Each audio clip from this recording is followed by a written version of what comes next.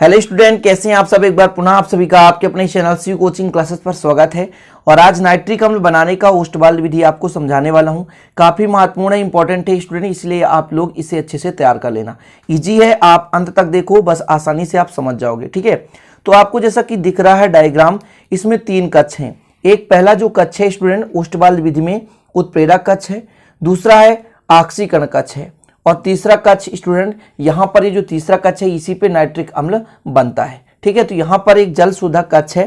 तो 3 कक्ष हैं, पहले में उत्प्रेरक रहता है, दूसरे में ऑक्सीकरण की क्रिया होती है, और तीसरे कक्ष में जल युक्त आपका एक कक्ष होता है जिस पर जल के साथ ही बना हुआ नाइट्रोजन परऑक्साइड स्टूडेंट जाकर के नाइट्रिक अम्ल में परिवर्तित हो जाता है।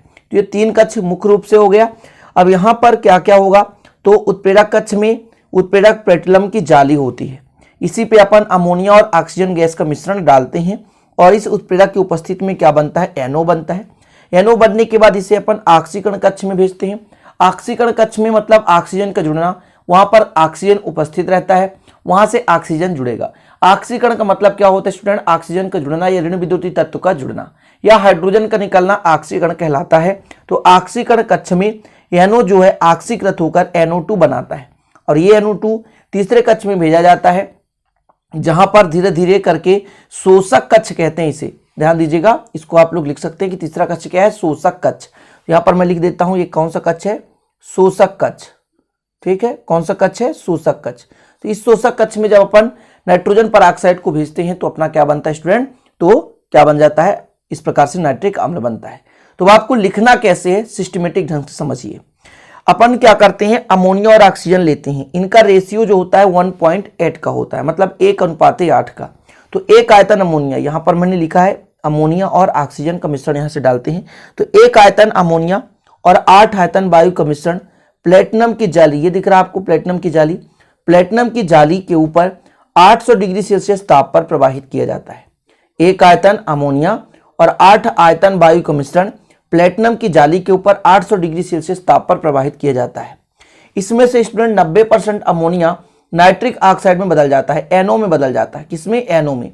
तो 90% अमोनिया जो होता है NH3 है, वो किस में बदल जाता है, नाइट्रिक ऑक्साइड में बदल जाता है। इस नाइट्रिक ऑक्साइड को ऑक्सीकरण कक्ष में भेजते हैं। कहाँ, इस नाइट्रिक ऑक्साइड को जो शेष बचा हुआ ऑक्सीजन है उसके साथ हम कहाँ भेजते हैं, ऑक्सीकरण कक्ष में भेजते हैं। ऑक्सीकरण कक्ष में भेजने से ये जो नाइट्रिक ऑक्साइड है नाइट्रोजन परऑक्साइड में बदल जाता है, NO2 में बदल जाता है। ठीक है, अब NO2 को शोषक कक्ष में भेजा जाता है, जहां पर धीरे धीरे करके जल के बूंद के रूप में पानी गिरता रहता है। ठीक है ना, यही जो पानी है NO2 से संयोग करके क्या बनाता है, तनु नाइट्रिक अम्ल बना लेता है।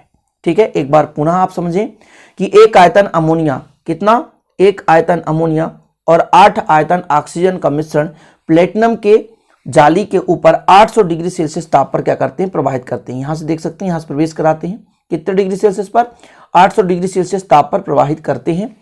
ठीक है, या प्रवेश कराते हैं। इससे जो 90% अमोनिया है वो किस में बदल जाता है, नाइट्रिक ऑक्साइड में बदल जाता है।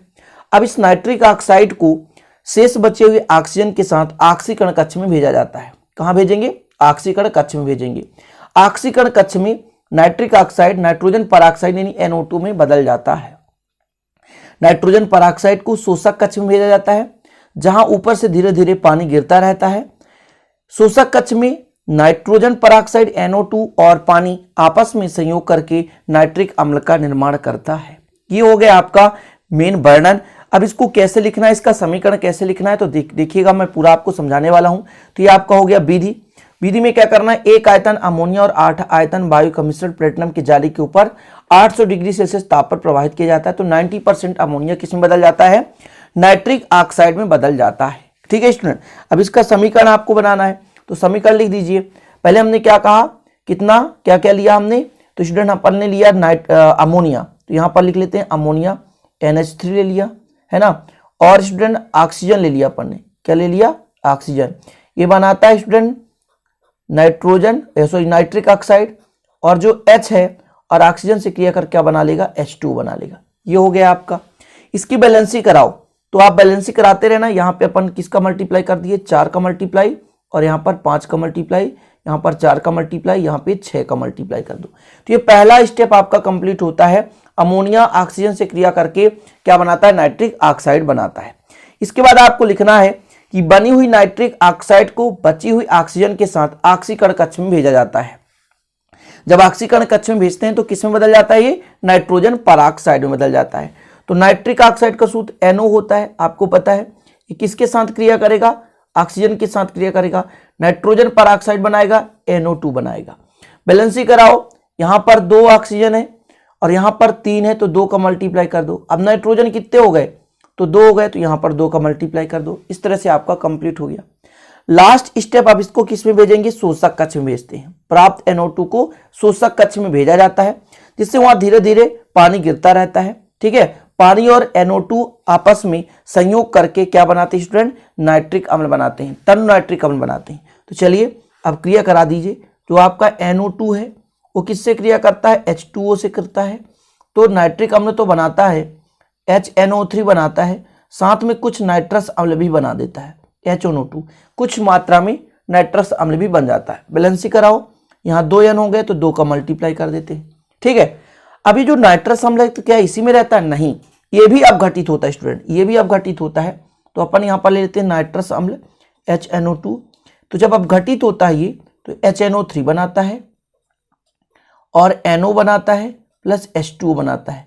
पुनः NO और H2O क्रिया कर लेता है, तो NO2 बना लेता है, फिर NO2 HNO3 और HNO2 बना लेता है। बैलेंसी कराना है, 2 N है। ठीक है, और यहाँ पर H कितने हो गए, 1 2 3, तो 3 का मल्टीप्लाई कर दें, तो यहाँ पर 3 दूना 6 हो गया ऑक्सीजन, और ऑक्सीजन यहाँ पर 2 का मल्टीप्लाई कर दें, तो 2 3 3 6। इस प्रकार से स्टूडेंट आपका मेथड कंप्लीट हो गया।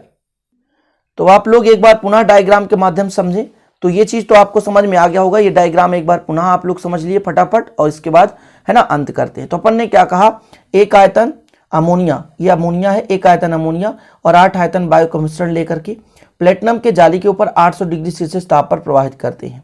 ठीक है, यहाँ पर अमोनिया 90% नाइट्रिक ऑक्साइड में बदल जाता है।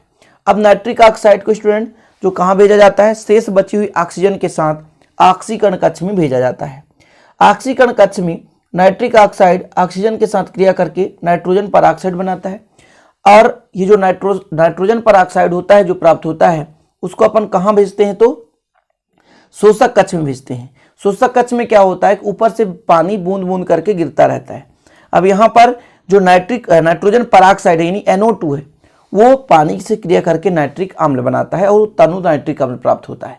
तो इस प्रकार से अमोनिया बनाने का ओस्टवाल्ड मेथड जो कि काफ़ी हेल्पफुल और काफ़ी महत्वपूर्ण है मेरे भाइयों, इसलिए आप लोग इसे अच्छे से तैयार कर लेना। ठीक है, तो आशा और उम्मीद है स्टूडेंट कि ये वीडियो आपको समझ में आई होगी, और समझ में आया तो लाइक जरूर कर देना, दोस्तों के साथ शेयर कर देना, नए है तो चैनल को सब्सक्राइब कर बेल आइकन भी प्रेस कर लेना। साथ ही आप लोगों को बताना चाहूंगे यदि इसका नोट्स आपको परचेस करना है तो एक सब्जेक्ट का मात्र 400 रुपये लगेंगे। पूरा PDF फाइल आपको दिया जाएगा। कॉन्टैक्ट कर सकते हैं 9685299149 पर। चलते स्टूडेंट, जय हिंद, वंदे मातरम।